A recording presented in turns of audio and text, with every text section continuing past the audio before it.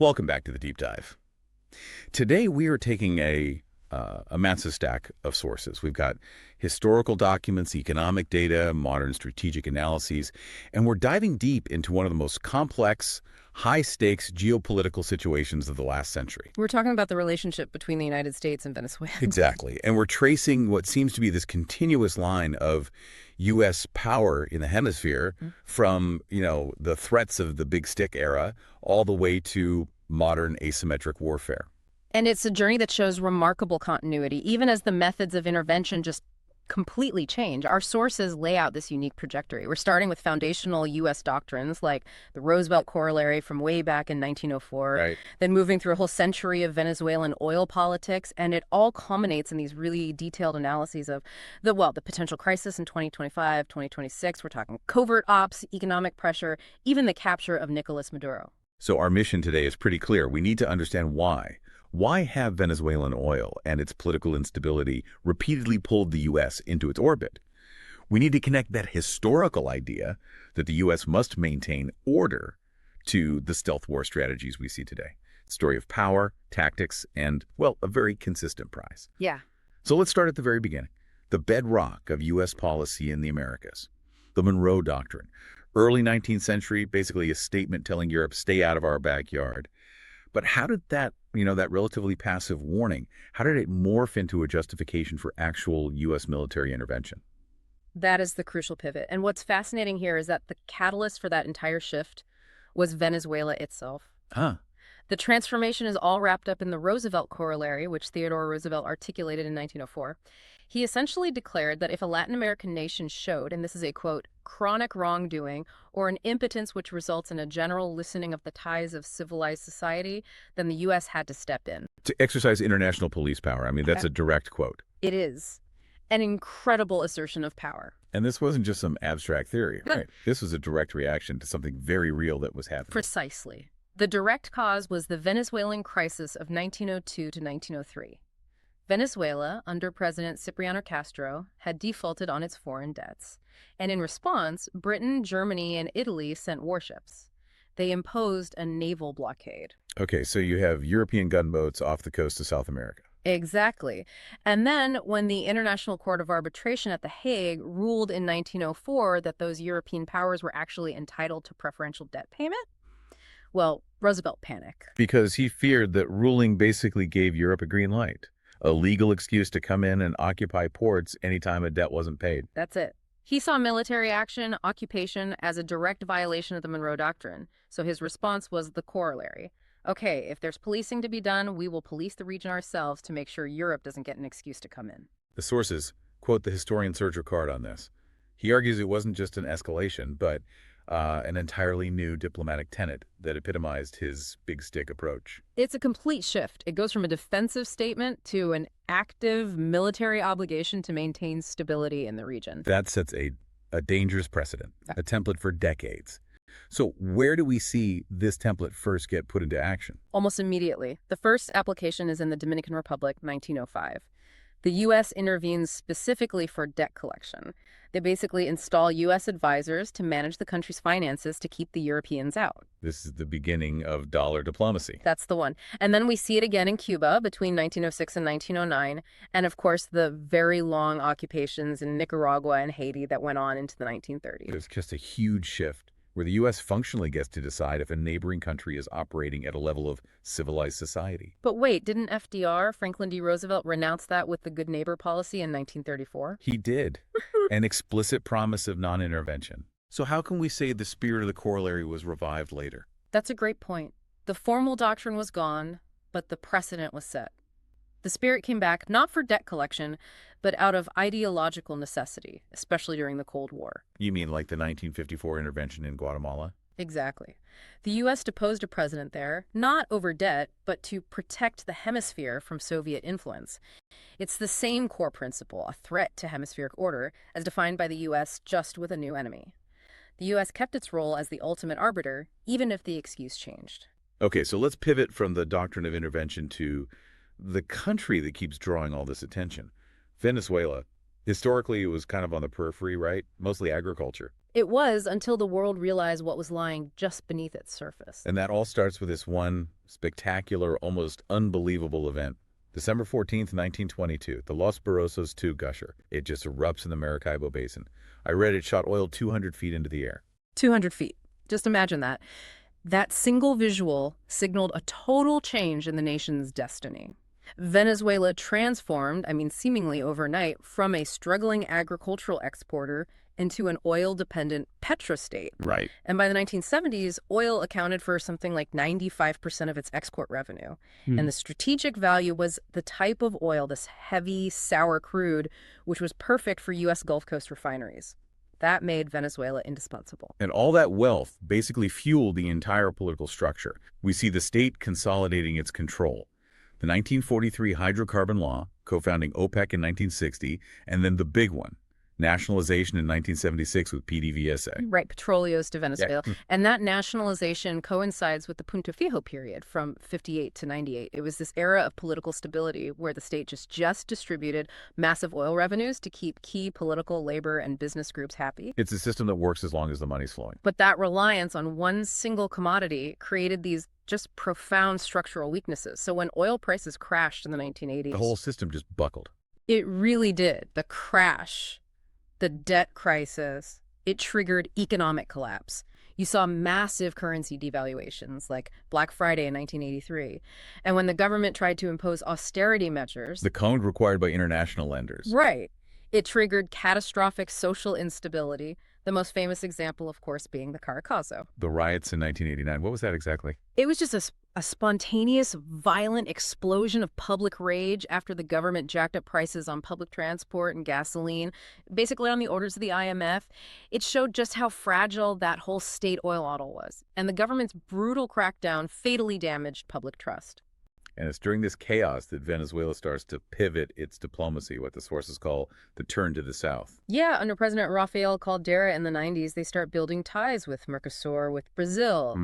It's a conscious move away from their traditional focus on the Caribbean and Andean regions. And Hugo Chavez later cemented that shift, didn't he? He absolutely did. It was a clear attempt to build a regional power bloc outside of the U.S. sphere of influence.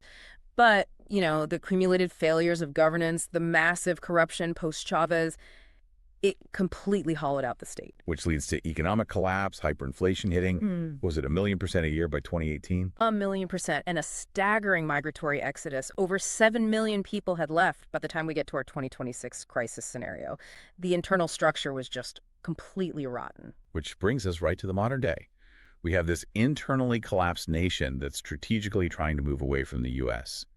When that old big stick ideology confronts this 21st century fragility, the method of intervention has to change completely. You can't just send destroyers anymore. Absolutely not. You leave the open military actions of the early 1900s far behind. The strategy against the Maduro regime in this 2025-2026 crisis is defined as stealth war.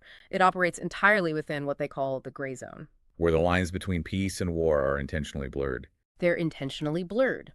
It is, by design, a regime change operation conducted by indirect means. The goal isn't to invade and occupy. It's to make the entire system implode on itself. So how is Venezuela structured in a way that makes this indirect approach so effective? Well, the sources describe it as a fortress besieged from within. It's held together by this closed, kleptocratic elite Maduro, his wife Cilia Flores Diosdado Cabello, who rely on corruption and coercion.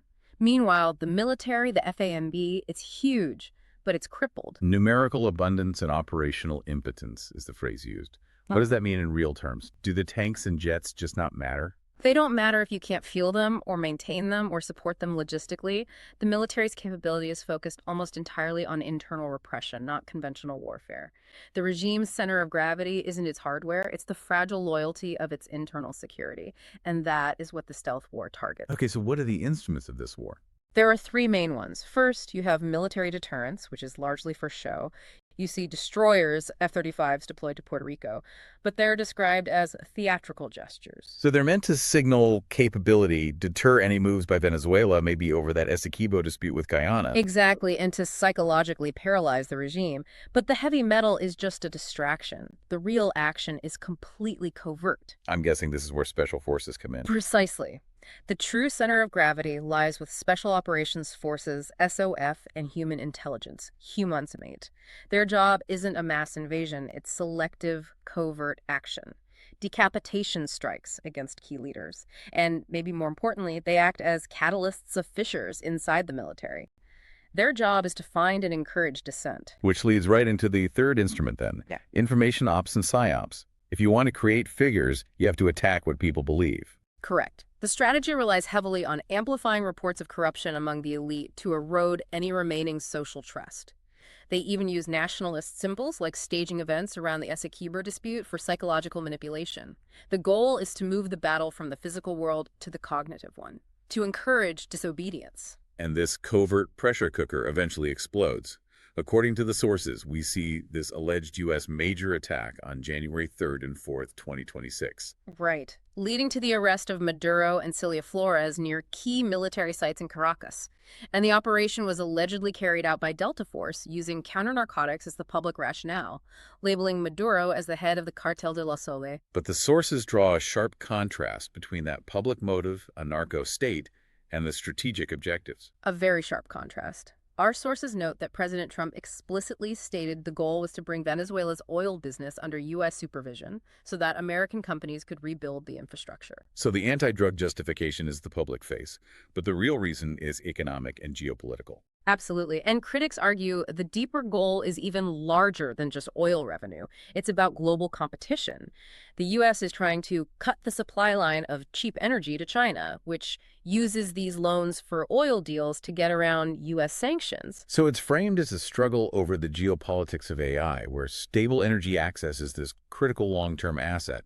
It's about slowing down a competitor. It is, reasserting control over a critical energy source to maintain an edge. Now, before any of that tactical stuff could happen, the political stage had to be set.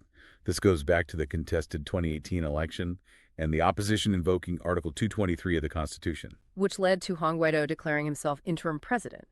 And the U.S. decision to immediately recognize him was the crucial legal and political move. It wasn't just symbolic. a legal weapon. A legal weapon, exactly. Similar to what happened with Libya in 2011, recognition effectively transfers diplomatic access and, more importantly, control over state economic resources from Maduro to Guaido.